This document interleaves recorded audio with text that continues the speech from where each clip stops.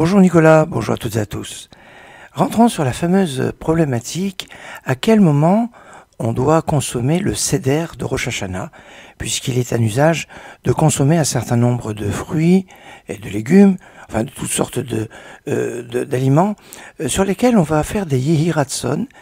On va souhaiter des choses. C'est pas des bénédictions pour consommer, ce sont en fait des prières, ce sont des arguments pour des prières. Et alors, il est marqué dans le Talmud que soit on doit les voir, soit on doit les manger. C'est pour ça que si on peut pas les manger, c'est pas grave parce que on supporte pas ou pour des raisons de santé, on puisse pas manger certains fruits ou certains légumes.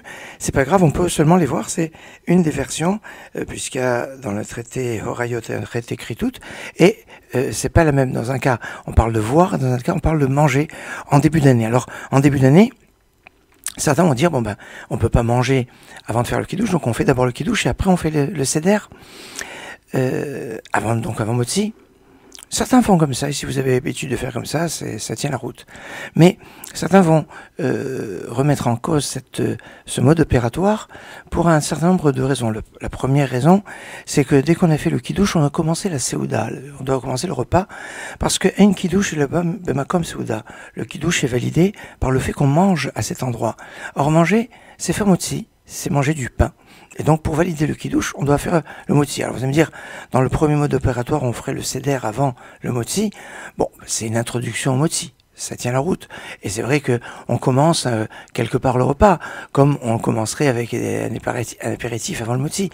Ça pourrait se concevoir. Mais quand même, c'est bien de l'asseoir avec une véritable souda en mangeant du pain, d'où l'intérêt de faire le motzi en tout début de seder, avant donc de consommer les éléments du seder. Deuxième problématique qui se pose, c'est le problème de bénédiction. Alors c'est vrai que pour la bénédiction, on aura un problème dans un cas ou dans un autre. Si on fait le seder de consommer les fruits et légumes en l'honneur donc de Rosh Hashanah, après le motzi, se pose la problématique de la bracha rishona, c'est-à-dire est-ce qu'on doit faire la bracha avant. Et certaines traditions font les brachot avant, quel que soit, enfin, faire un etz, adama, sheakol, parce que ça fait pas vraiment partie du repas. C'est une tradition qu'on retrouve notamment en Afrique du Nord. Et donc, même après le motzi, ce serait peut-être concevable parce que ça fait pas partie du repas. Toutefois, certains vont dire que des légumes qui sont cuits, ça fait partie d'un repas, puisque ça balle et la fête et ta pâte, ça accompagne le pain. Et donc, on fait pas de bracha sur les épinards et les légumes. Les fruits, ça peut aller, mais légumes, c'est pas évident. D'un autre côté, si on fait le seder avant le motzi, va se poser la problématique de la bracha ultime, la bracha après avoir mangé. Parce que comment on va faire le motzi après, on va faire le birkat Hamazon. Est-ce que les actions de grâce que l'on fera à la fin du repas pour clôturer le repas avec le pain, est-ce que ça peut inclure ce qu'on a mangé avant de faire le motzi? L'histoire n'est pas évidente, parce que si on n'a pas remangé de ces choses-là pendant le repas, alors il n'y a pas de raison que ça nous rende quitte, et on devrait faire après le birkat Hamazon, la bracha acharona sur ce qu'on aurait mangé avant le motzi. Bon, ça fait un peu compliqué. Alors c'est pour ça que si on fait d'abord, donc le kiddush, c'est obligatoire, parce qu'on ne peut rien consommer avant de faire le kiddush, on fait netzilat yadayim normalement, on fait le motzi, et après, eh bien, idéalement on prendrait d'abord une date, parce que c'est le fruit qui fait la gloire de la terre d'Israël qui est cité en premier. Après on prend un fruit de la terre, comme du melon ou la pastèque, sur laquelle on fait la bénédiction même au milieu de repas.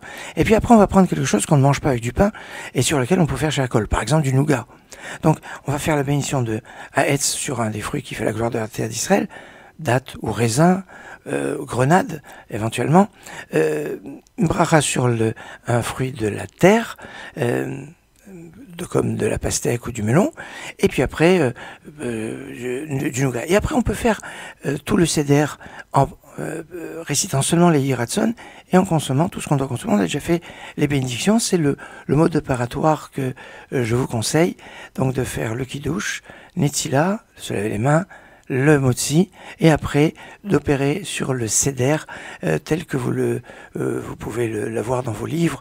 Alors ça, nous reparlerons de l'ordre du seder. Pour l'heure, je vous souhaite une excellente journée.